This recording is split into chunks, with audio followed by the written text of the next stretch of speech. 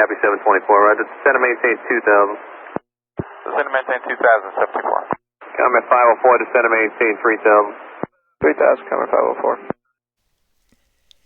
504. This is going to be the last video on this section, aircraft and engine operations.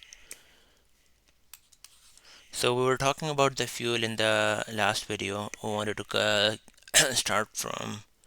we'll continue from there. So basically the first thing I wanted to cover is the color of dye in different fuel. There are some obsolete ones like the Airy that used to have a red color, another obsolete 100 that has a green color, but the ones which you will commonly encounter these days is 100LL. The dye in there is blue, and the Jet A fuel, it's a colorless one. So this is colorless or straw color. Okay. Another scenario I wanted to cover is what happens if it's a non-turbine piston engine, right? Which basically an 100LL engine, and sorry, meaning an engine which takes 100LL, and if we accidentally put Jet A fuel, so will it start? We definitely know that it's not a good idea. It's gonna, the engine is not gonna work or something like that. But would it start? So the answer is yes, it would start, and the reason is sometimes what happens is there is some a residual of the aviation gas remaining in the aircraft fuel system, so that will let it start. And what possibly can happen is you may be able to perform a engine run up and also taxi, and sometime maybe even able to take off, and then you may have a catastrophic engine failure. So it would be a very big mistake putting a jet fuel in the non-turbine piston engine. Okay, manual primer. Manual PRI. So what is it? How does it operate? So manual primers, just like again any engines, even your lawnmower, stuff like that. The main function is to provide assistance in starting the engine. The primer draws fuel from the fuel strainer and injects it directly into the cylinder intake ports. So that's what the primer is used for. And basically why is it used is because it's gonna let us start the engine easily. Okay, describe the electrical system of an aircraft.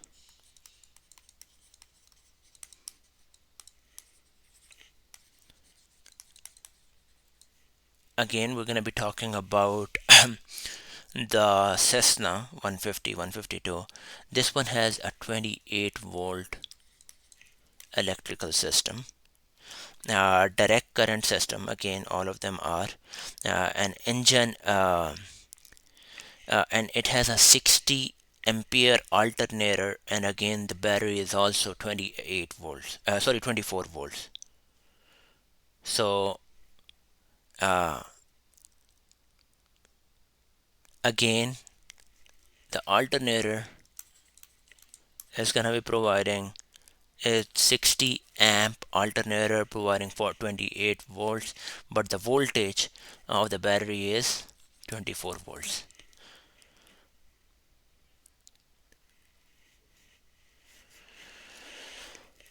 Protection for these electrical systems. So the protection is most of the electrical circuits in an aircraft are protected from an overload condition by either circuit breaker and fuses, or sometimes you use both. And again, just like in a regular system, the fuses are one time if they are blown, you gotta be replacing them. The circuit breakers are gonna be the one where you can just reset them. Okay, the electrical system provide power for what equipment in an airplane? So this electrical system, what is like, what are the things which are powered by the electrical system? So I'm just gonna name them out. Basically, starting from the radio equipment, the turn coordinator, fuel gauges, all fuel gauges are through the electrical system, pitot heat, landing light, taxi light, all the lights actually, strobe light, interior lights, instrument lights, position lights, flap sometimes can be, because of that can be, uh, yeah, maybe like electrical, they are electrical to stall warning system, that could be electrical, and the oil temperature gauges are electrical, and the electric fuel pump could be running from the electrical system. Okay, what does the ammeter indicate? As you may know that whenever we doing the uh, like just before the takeoff, when we are actually going through the checklist, we do look at the ammeter, if it is working or not. Basically, it indicates the flow of current in amperes from the alternator to the battery, and from the battery to the electrical system. With the engine running and master switch on, the ammeter will indicate the charging rate of the battery. That's what the ammeter is used for.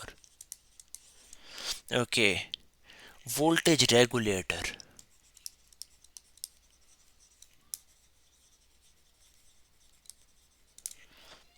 The voltage regulator is basically a device which monitors the system voltage and detects changes and makes the required adjustment in the output of the alternator to maintain a constant regulated system voltage. Basically, the voltage regulator is gonna tell the alternator, oh, okay, how much battery has been charged and how much uh, uh, like how much more of the current is going to be required in order to completely charge it, and when to just turn everything, like when to not send any signal, any amperage to the battery because it's completely charged. So that's gonna be that uh, that's gonna be done by the voltage regulator. Okay, 29. Okay, why is generator alternator voltage output slightly higher than the battery voltage? As we said, the alternator provides uh, 28 volts and the battery is 24 volts. It's not a rocket science. It's as in any other electrical systems. This is the case. We need a little bit more power, uh, a little bit more voltages uh, in order to like charge the batteries.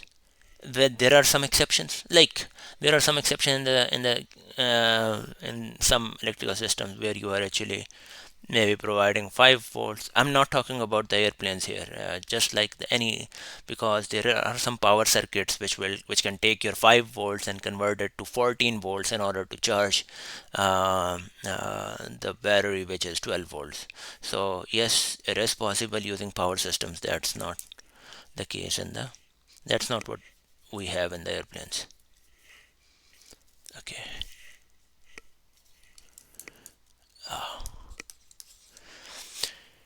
Okay, what does aircraft cabin heat work? So how does the aircraft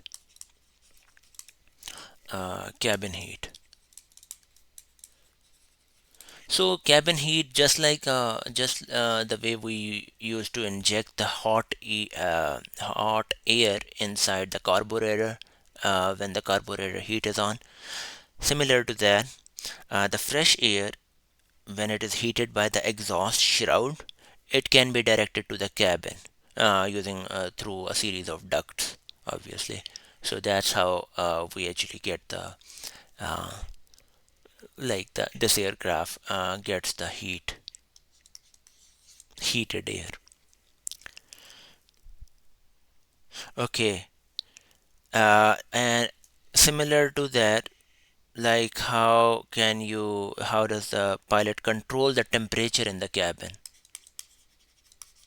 So again, he makes use of this cabin heat. Temperature is controlled by mixing the outside air with the heated air. Again, the air is coming from the exhaust shroud in a manifold near the cabin firewall. That's how you mix the outside air and the heated air, and that's how you control the temperature inside the cabin. Okay, aircraft engine oil.